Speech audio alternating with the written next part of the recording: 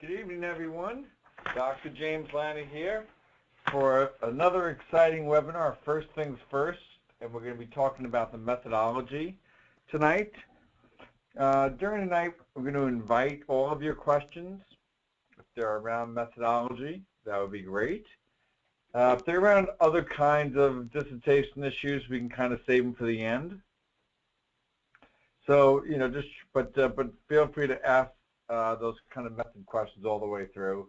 There's lots of pieces of it that I'm going to be going through, and so we're just happy you're here, and look forward to seeing what's on your mind. So I want to talk about first things first, and strangely enough, the methodology is typically the third chapter. Okay, you have an introduction, you have a lit review, then the methodology, then the results, and a discussion chapter. But I really believe, and I was actually taught, that the methodology should come first. Most people know the questions that they want to ask, almost always, and we should have a sense of how we're going to conduct this study prior to even going and doing a lit review. I know what they tell you. Right? They tell you, go dig through the literature, find the gap in the literature, and then based on the gap in the literature, then we'll develop questions out of there. What that is spending 6 months of your life barking up the wrong tree. It's better to have the questions in mind. To have the questions in mind, then at least you're narrowing down the lit review, and you're narrowing down the, and then we can find a justification to examine those questions. In fact, this is such a smart idea. Even my competitors are showing it on their websites. They're saying, first thing is the methodology. I admit, I took it from my professor. So, but it is so good, other people are using it too, and I just think, I know they'll ask for the concept paper first and the introduction and lit review first, but have the methodology in your pocket. Know that you can do a study and it's doable and researchable, and you'll be in good stead. All right. Okay. The other thing I want to mention is this first things first. I am a trained clinical psychologist, and I'm supposed to be using good theories that are out there. I've taken this first things first really from Stephen Covey's 7 Habits, and essentially he draws a 2x2 box, which I'd like everyone to do at the moment. So if you draw a 2x2 box, and so you have a square and with 4 quadrants, and on the upper left column you can put urgent. In the upper right you could put not urgent, and in the first row you can call that important, and the second row not important. So you basically have 4 quadrants: urgent and important, not urgent and important, and then the second row urgent, not important, and not urgent, not important. Okay? So, why are we doing this? Well, to write a methodology and to complete this process, as well as lots of other things in life, it's of interest to see what quadrant we're typically in. So, the urgent, important are things that are impinging upon you. These are the crying babies. These are the fires that you have to put out. These are the deadlines that are due. You do not want to live your life in the urgent, important quadrant. That's where the stress lies, and feeling the overwhelming and anxious. So they occur, and we all do come across occasional fires and crying babies and so forth. But that's not where we want to live. Where we'd like to live is in the second quadrant, the important and doing important things that are not urgent. What's in there? There we have planning, Okay. There we have relationship building. There we have vacations, right? Are vacations important? Yeah, they are. It's a time to relax. And they're not urgent. There are activities of physical exercise and things of this sort. And then, of course, in the bottom, these non-important, be them urgent, like phone solicitors, or not urgent and not important, like unimportant television programs or something of this sort. So just think about this as you move through your days, that to try to move over, and I mean, again, put out the fires you need to put out, but see if you can look up Stephen Covey, look at that second quadrant, and look at the other activities that will help you get into the important, not urgent quadrant, and you'll be happy that you did. Okay, so first things first, methodology. Okay, so the methodology is really a blueprint of your whole paper, okay? But specifically of how you're going to conduct your research. So you can have a terrific literature review, you can find great gaps, but if you don't have a doable project, you do not have a dissertation. So, just like the carpenter's rule, measure twice, cut once, same thing with architecture, right? I mean, before they start building a thing, you have a very clear blueprint of what you're going to build. Well, analogously with your dissertation methodology, you want a blueprint that you can conduct your study, but importantly, other people can replicate your study in a similar fashion, right? And presumably come out with similar results, because science has the ability to replicate what you've done. If somebody has found the, some drug to cure something, it better be able to do that in several different samples, not just in one sample. So think about it as blueprints. What else do we have here? So gather the plans for your study. Now, this next door neighbor business, this is the idea that your methodology should be so clear that you can hand your blueprint to your next door neighbor who knows nothing, and they can go and conduct your study. It needs to be that detailed, but not any more detailed than that. You don't have literature review in there. You have the basic bones, which are essentially, particularly for quantitative dissertations, your research questions, who is your participants, who's the sample, what are the instruments or the materials, what is the procedure to administer those instruments you just described to those participants, what is the plan for the analysis, okay, and what's the limitations of this thing. That's it in a nutshell, okay? Everything else is just kind of elaboration on those bones, all right? So you want to have those bones are the bones of the blueprint. Okay. So your dissertation obviously is based in science. We talked about replicable, needs to be replicable. Participants, instruments, procedures. If you don't have them, you don't have a study. Your study can be quantitative, qualitative, or mixed method, which is both quantitative and qualitative. I used to always say that the quantitative was easier. I think it's really whatever you're comfortable with, frankly.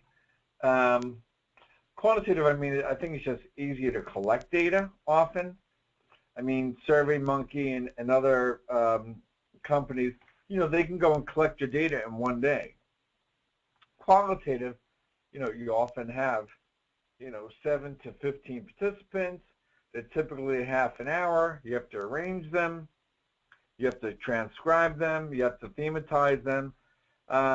In the quantitative, I mean, gosh, you could do a few regressions and write things up in, 2 hours, Also, the design part is that you have to have constructs that you can measure. and you need a sampling strategy. How did you pull those participants out of the whole population? You're studying third grade teachers. How did you select the ones in your particular sample? And we'll talk about sampling procedure down the road just in a little bit. So the participants in the consideration of how you're going to recruit those people should be thought about early on. If you want to study third grade teachers, but you don't have any access to schools, to third grade teachers, you have a problem there. So you really need to think about, okay, if I want to use this sample, do I have potential access to them? And particularly if you're considering vulnerable populations. Who are the vulnerable populations? Young children, elderly, mentally ill, incarcerated people, and so forth. So you want to be careful that you don't want to get caught up in the institutional review board where they're going to hold you up because you're dealing with a vulnerable population. So just heads up on that.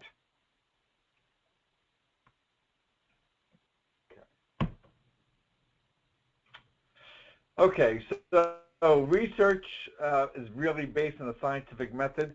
It makes my job really, really easy that, be it quantitative or qualitative, that we can deal with any of the disciplines that you're all coming here with, because everyone is following a scientific method.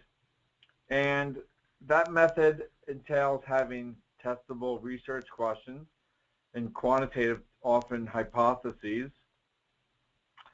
You have you're looking at empirical based or things that are observable. That is either the words people are saying in transcripts, or based on their attitudes or things of this sort in the survey. The constructs are precise, and we'll talk about constructs in a few minutes. The idea of precise constructs is that if you want to measure IQ, there's no piece of your brain which says, oh, that's IQ. IQ is being demonstrated in some fashion. It may be the number of words or numbers that you can repeat backwards. In fact, that's one of the parts of the IQ test. Or the speed at which you can put a puzzle together. So the construct of IQ, for example, is just, okay, well, how bright are people with regard to math ability, reasoning ability, verbal ability, musical ability, and so forth. And then the constructs are being defined in terms of variables, in terms of some of the ways I've been talking about it, in numbers or some test of some sort. So, and research can be falsifiable. Okay, so you have to be able to disprove something, or not have an alternative. Accept that null hypothesis that you found nothing. In fact, if it's not falsifiable, why are you doing the study? If you know that it can only be true, then that wouldn't constitute a study, right? Okay. So a good study is like cooking a stew, or just a different way of understanding it. To make a stew, you may have different ingredients: beef, garlic, potatoes, carrots. Okay, you prepare it by mincing, cubing, dicing, slicing. You have cooking instructions, and we should really change that baking to doing something else. But okay, and then you have a stew that when you give those recipes to someone else, they can make that same stew. Well, ditto with research. The participants are the ingredients, and then the questionnaire. The preparation is how you're administering that, or kind of the procedure in which you're doing it. The cooking is kind of the data plan, what kind of analysis you're going to do. And analogously, you have a study that's also replicable, as is your stew. All right. So let me see here. So someone's asking about the sample size. How do I measure the ideal sample size? So we're going to get into sample size very shortly, and just as a quick headline, that they're very different. The short answer to sample size, or to the first ingredient in this particular slide, is that for quantitative, it's going to be based on the statistical analysis that you are using. So if you're doing a quantitative study and using the t-test, there's going to be a sample size, desired sample size associated with that t-test. If you're doing a qualitative phenomenological study, there's going to be a rule of thumb sample size associated with that as well. Okay. So we'll get into that a little bit. By the way, everyone here, I'm sure gets the toolbox for free. In that toolbox, you also, it has a sample size calculator with a nice write-up and so forth, so that can help you. All right? Or you can call us and sign up for an hour of consulting, and we'll get a sample size to you. But it's also for free in our toolbox, of which everyone here is entitled. So this slide is an elaboration of my earlier comments when I said, hey, we have research questions, participants, instruments, data plan, and perhaps some limitations. The methodology, you should restate the research questions. You're going to have an overview, which is essentially, the overview is going to kind of talk about each of those other circles, right? You're going to say in the overview, we're going to have this kind of design. We're going to talk about the participants and the instruments and the procedures and the data plan. And we're going to justify a sample size or sample size determination and limitations. So this is just a slightly elaborated version of that, or those my earlier comments. All right, and let's see what we have going on here. Okay, so Maria is asking about the number of participants. Again, we'll get into that a little bit. I am curious, are you talking about quantitative or qualitative, and what kind of analysis? And Marilyn asks, something about the church study should be expedited through IRB? Marilyn, come on now. Why would your... Hello, Marilyn. Yes. Hi, James here. How are you? Okay, good. Good. Now, what's with the church study and expedited IRB? Why would a church study be expedited? I don't know, because I'm using adults and I'm trying to use a church as my site. Yeah. So yeah, typically the only expedited studies are publicly available data and secondary data sources. Okay. There's always so we do advise, to the extent that you can use a secondary data, that's a win. Anytime you're using primary data, be it in church or being in front of anywhere, there's some potential risks. By the way, if you don't state that there's some potential risks, you're setting yourself up for a revision down the road. They'll say, well, Marilyn didn't think about the potential risks. Here's 5 risks. Okay. All right, so you're going to want to put down some risk of some sort. What's the nature of your study, Marilyn? Trying to determine the reasons why African American men and women don't follow medical advice or don't adhere to medical advice. Well, boy, I mean, That just sounds like men in general, but okay. So, So I'm throwing women in for good. Good. I was going to say, what are you have a few token women in there? Uh-huh. It's the method, don't listen. You can't tell me anything. No, that and directions. What are you going to tell us? Yeah, I know. Okay, so is it true that you really just want to study men? No, I'm doing men and women.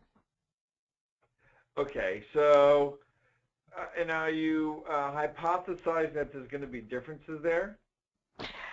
Well, there's no literature that really did study African American men and women. You know, they either did the men alone or they lumped the women in with other women. Well, why would you think if you assess men and women together, are you comparing men and women at all or not? I thought of that originally, but right now I just need to see. I'm trying to find out what the problems are. This is Right. in a city area, and just you know, the literature states one thing, so I'm trying to see if there are other reasons why they're not What does following the literature advice. state? Well, What does the the literature state? basic reasons that they don't follow medical advice is because one, that they're disenfranchised, limited Okay. access, you know, the education piece, um, Okay. you know, the Okay. cultural piece. Got it. Okay. Okay, so that's good. So that's good. Um, so I'm going to go back to your initial question for a moment, which was, it should be expedited through IRB. Boy, you may make some people anxious. They're saying, well, God, I haven't taken my medications. What advice haven't I followed? You may be, I haven't taken my prescribed meds. Can you see some potential dripping in of potential for harm? Yeah, I never thought of it. Yeah. That IRB, Institution Review Board, will think about that, and that will cost you 2 weeks of your life because they're going to say, Maryland has not thought through the implications of those poor parishioners who've not Okay. been taking the medical advice, you know, and what are they going to, and she is not prepared for, should they become anxious or that they could not have access to I don't have insurance, and I'll take the penalty of not getting signed up for Obamacare. Boy, I'm really anxious now, and I have no place to go. Not only do I not have access for my whatever the issue is, but now I'm anxious I don't have access to it. You with me? Yes. Yeah. Oh my God. Now I'm So getting anxious. exactly. Right. And they're well, I'd rather have you be a little bit anxious and be proactive. Yeah. Why didn't my chair That is, mention this? well, chairs don't think through things. I'm your audio chair. Okay. Okay. So So yeah. almost every population, this is for everybody, almost every population or sample has some risks associated with it. Okay. Okay. The only time that you do not have risks is secondary data. All Okay? right. That makes There's sense. always Okay. some risk. All Yep. right. Excuse me. So, yeah. So, So I just need to put a little paragraph in that should this happen. yep, you need to put a little Okay. paragraph in there. Okay. Thank you. And you can develop that topic a little bit. I mean, I like the background around education, disenfranchisement, or access. I mean, those are all good. You doing qualitative or quantitative? Qual. Fine. Okay, yeah, I mean, it seems reasonable. If you get stuck, and I say this to all of you, if you get stuck, get on the horn, make an appointment, and we'll talk about the parts that you don't feel as strong about, and we can assist you. We have lots and lots of very smart researchers kicking around here. Okay, so if you're moving through it, great, awesome. But if you get stuck, don't beat your head against the wall. Come on over. The water's warm here in Florida. All right. All I'm right? already on an extension, by the way. Marilyn, let's move it. Okay. I know. Okay, I want you need to type in your phone number into the chat window, and my able assistant is going to have someone call you tomorrow. Come on, everyone with extensions, don't mess around. I mean, the extensions are good. You at the 7-year limit or what? Yeah. Yeah. So there's probably a lot of people that are at that limit. You've already invested lots and lots of time and money, right? Mm-hmm. What are the implications of not getting finished or not getting that extension? That I've got a $200,000 loan to pay back. Okay, right. So let's talk about getting your number. And I'll say to anybody on extensions, if you're not calling us, you should put down your number and send it to my assistant, Isaides, and have us at least chat about the kinds of ways that we can help you. You're right. I mean, we're not the most inexpensive game in town, but for the investment that you've already had of $200,000 or whatever it is, the implications of not graduating are brutal. Not only mention the money, the time that you've taken, and the reasons you went and got that already. That is, went after this degree. Yeah. So let's finish the tennis swing, and make it a good strong finish. So send those phone numbers over to Isaides, and I say it to anybody on extension, don't fool around. You're going to be at their wishes of if they want to extend it, and they often do. Mm-hmm. But you don't want to be that person writing the letter, okay, begging for an extension, or even if you're approaching it, and even if people are getting stuck in some position. Let's just methodology is one piece, but seeing the light at the end of the tunnel and having a solid plan to get there. I say to everyone listening, send your phone number over to Isaides, and we'll make sure there's a call going out tomorrow. All right. I hope this was helpful. Yeah.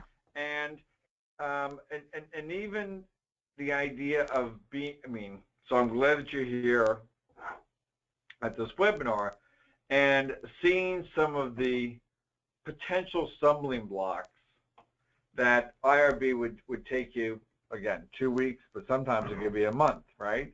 Well, gosh, that turns into a quarter.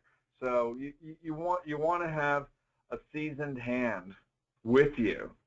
So I hope this advice has been a hand to you. It is. I appreciate it. Very good. All right, Marilyn. Okay, so let me just take one more question here.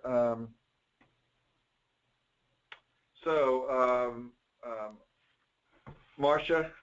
So Marcia just asked a quick study. I'm doing a quantitative study. How do I do a multiple linear regression, and how do I get a sample size? You can easily go to the toolbox. You can easily go, which is free to everyone listening, totally free. Go to the toolbox, identify that you're doing a regression, identify the number of predictors that you have, and out comes a write-up with a reference to that. That's how you do it. Okay. So, all right, let me just carry on here. Okay, so the this is just kind of showing you the kinds of questions that are answered in qualitative and quantitative analyses. Questions kind of look at, hey, what's the relationship between two variables or the difference between two variables?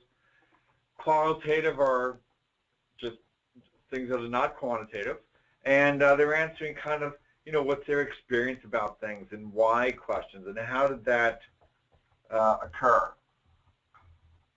instead of, what were their scores or something. The strategies, there's a lot of under the quantitative, you have experimental and non-experimental methods. Often in qualitative, we have semi-structured interviews or observations. You have to operationalize the variables, that is, define the constructs in both. You have to discuss the sampling process or strategy that you had in both, and a mixed method. Obviously, you have to do both the quantitative and the qualitative pieces of this. With respect to methods, of defining the variables and discussing your sampling strategy. Okay. Alrighty.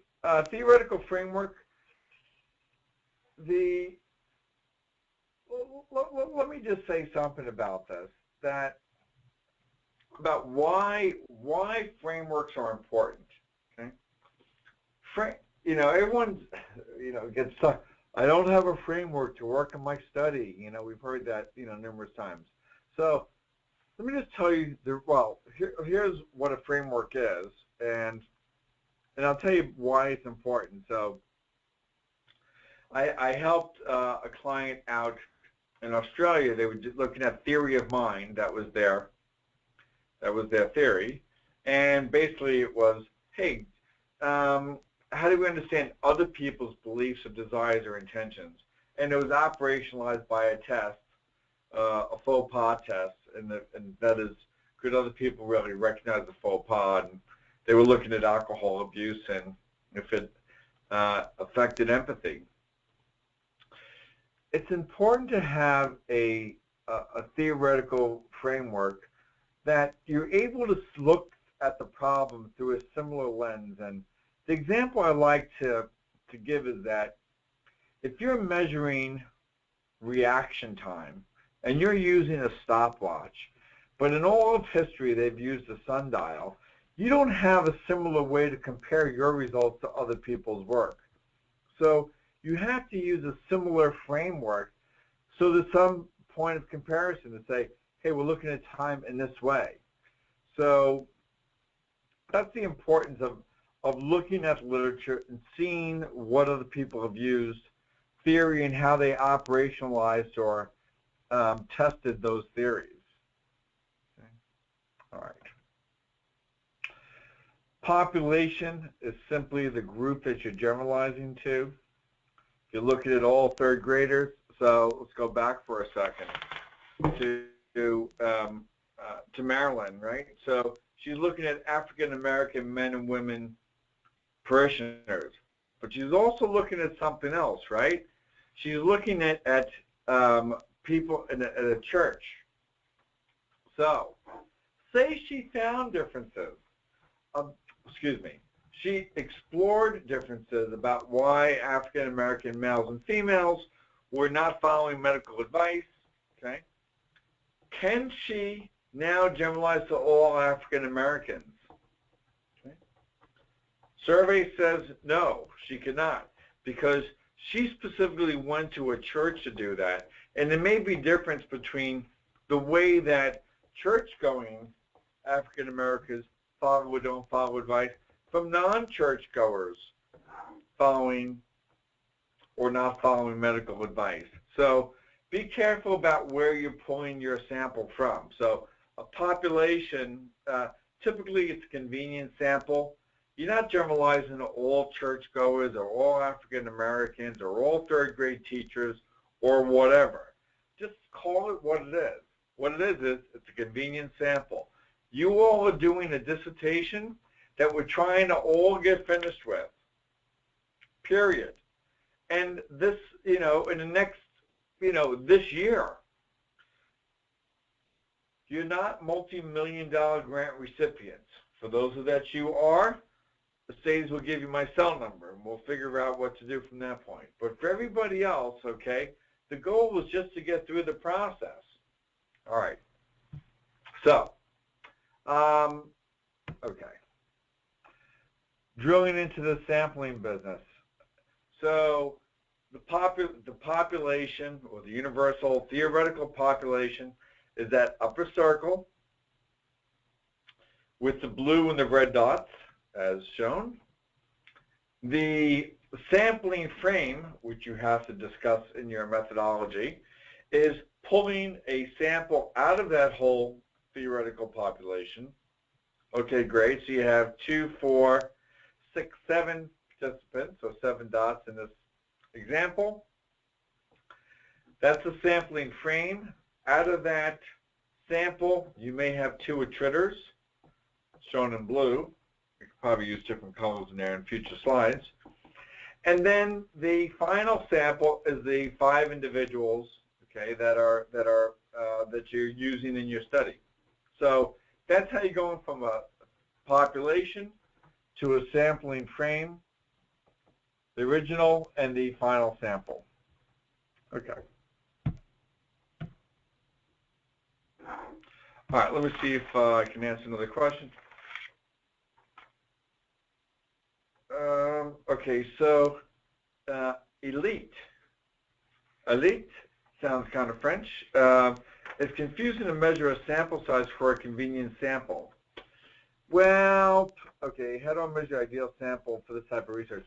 Can we speak with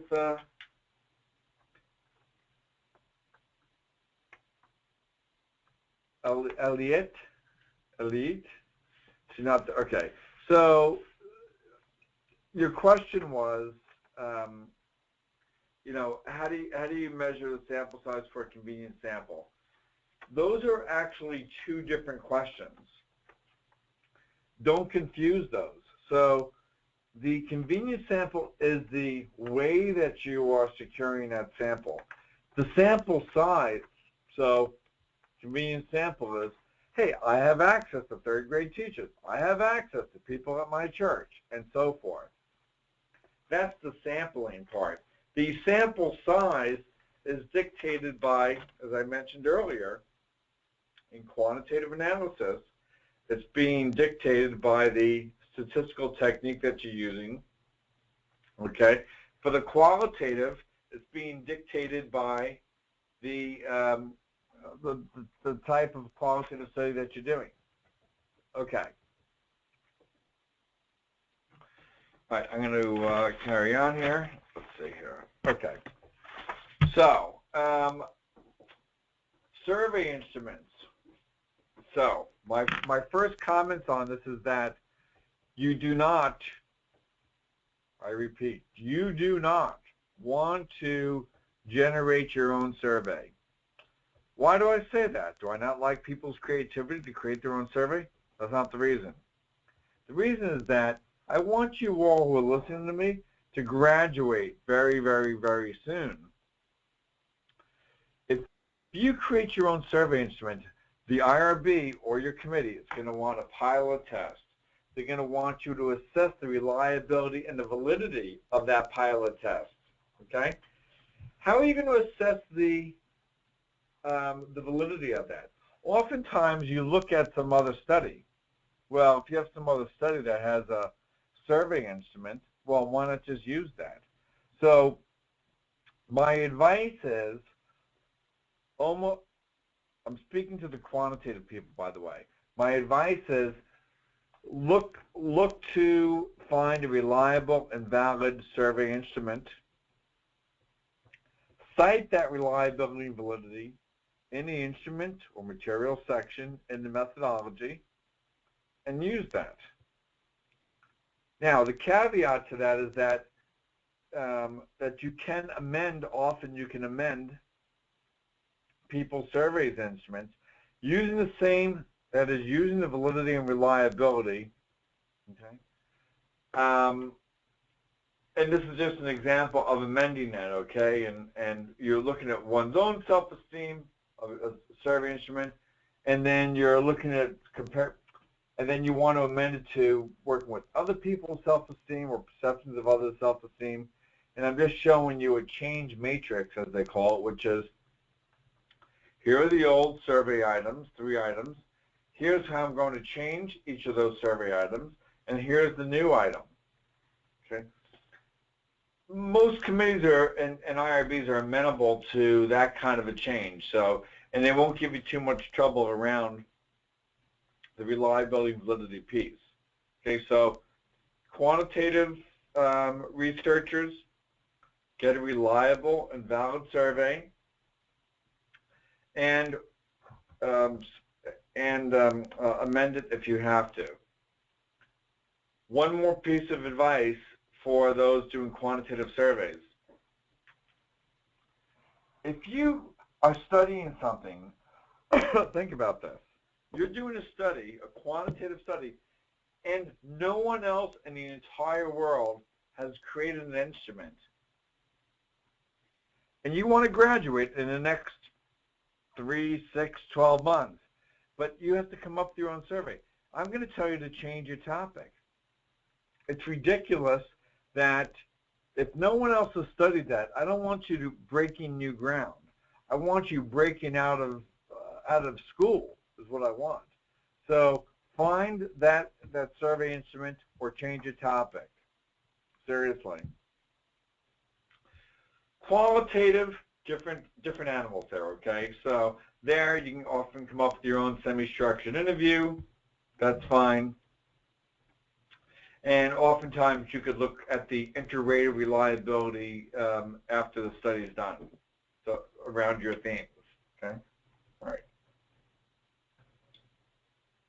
Any questions around that? Okay.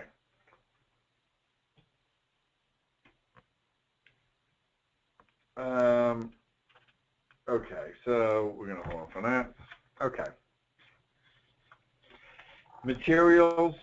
My only point here is that, remember the cookbook. You want to cook the stew, you're throwing in salt and pepper. That's an ingredient. Anything that's going in that pot is an ingredient. Any literal materials that you're using, including the informed consent, is a material. That informed consent needs to be detailed. You know, speaking to the 5 bullet points that I have here, and needs to be put in the appendix. Remember, that stew and that methodology is going to your next door neighbor. They're going to replicate that study exactly. Exactly. And if you're going to give a informed consent to individuals in your study, then in that replicated stew, you have to have an informed consent as well. Okay.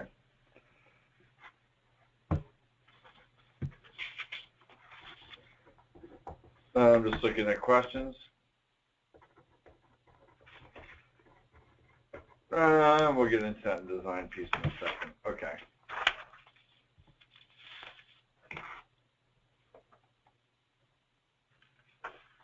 All right, we'll get there. All right, so I want to talk briefly about constructs and variables. So constructs are things that you cannot touch. They're not tangible. Like social environment is a construct.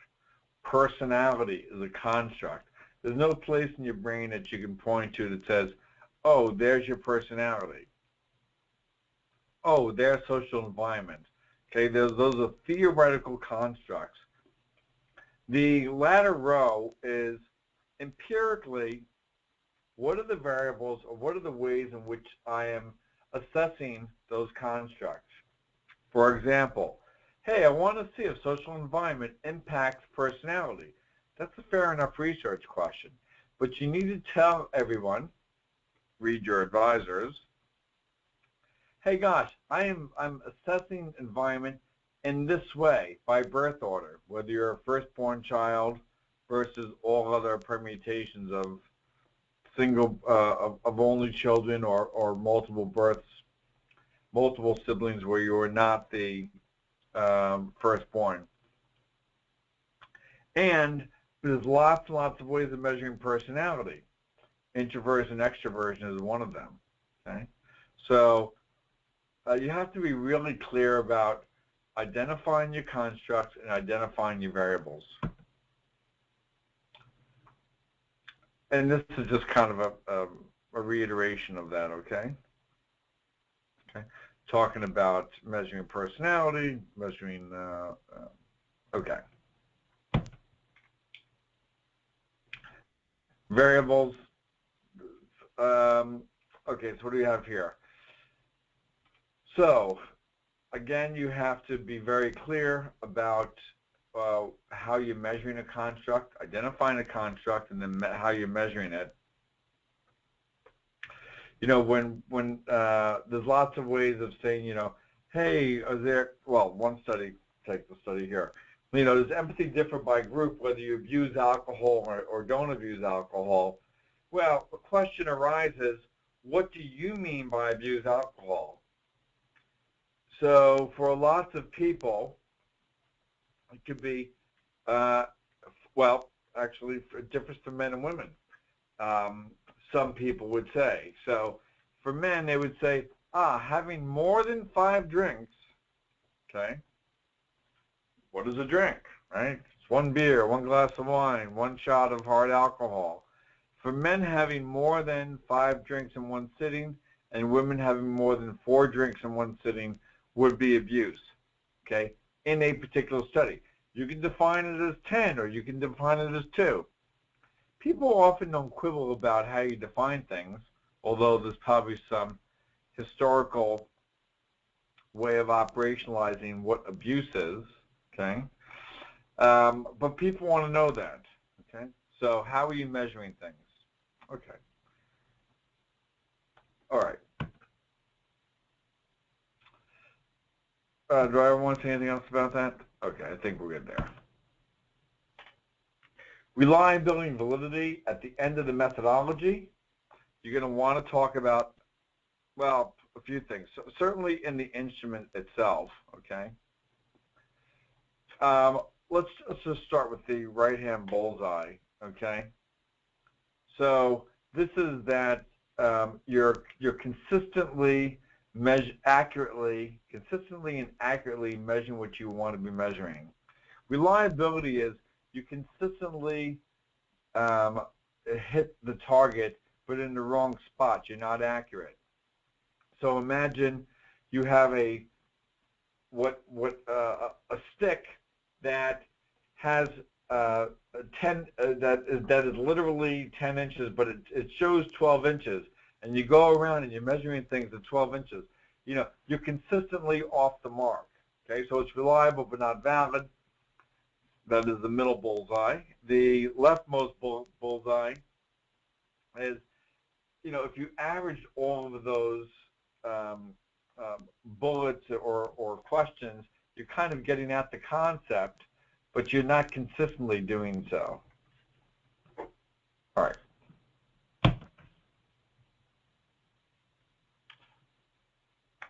Validity, there's lots of ways of measuring validity, and we've talked about validity of an instrument. That is, you know, measuring what you say you're measuring. And then there's validity of the study itself, okay? So I just want to just highlight that there's numerous ways of thinking about validity. Here's some of them. Okay. Reliability, there's several different types of reliability. Oftentimes we're just using the Cronbach alpha reliability.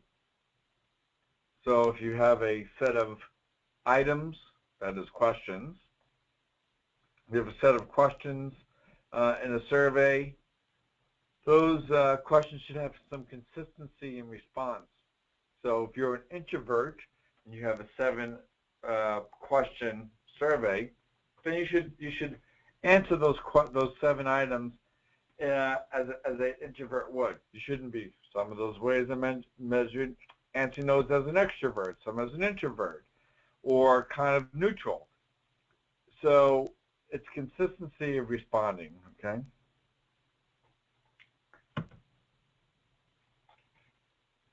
Units of analysis, we don't have time for it, just to know that variables have different levels of measurement, okay.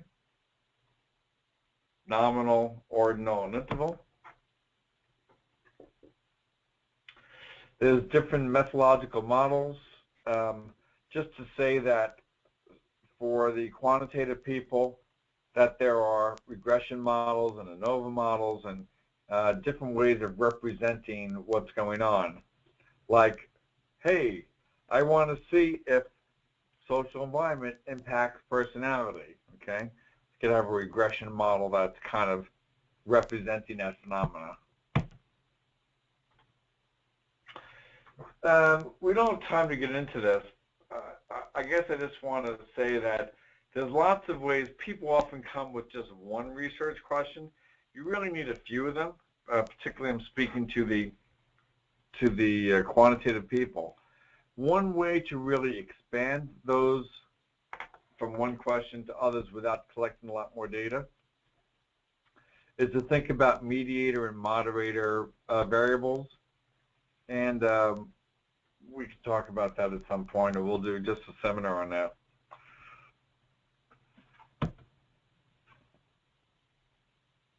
Data collection. You want to talk about specifically how are you going to collect data, all right? So, you know, Maryland, so we're going to go in there, we're going to, you know, we're going to, you know, announce it in the church newsletter. Then the day of the data collection, when people are having coffee and cake, we're going to go down to the basement, and I'm going to hand out surveys, and I'm going to hand out the consent forms, and I'm going to hand out the surveys, and I'm going to tell them it's voluntary. Then this is how I'm going to collect them. I'm going to put them in an envelope that I don't really, that is really anonymous. So you want to be very specific about how you actually collect data. Okay? All right. Data collection differs by whether it's qualitative or quantitative. Pilot testing. None of you are going to be creating your own survey instrument, so this won't apply to any of you. Now, will it? If you do, you're going to be in pilot test land, and it's going to cost you money. It's okay. I mean, if that's where you're at, that's where you're at, but I just strongly recommend against it.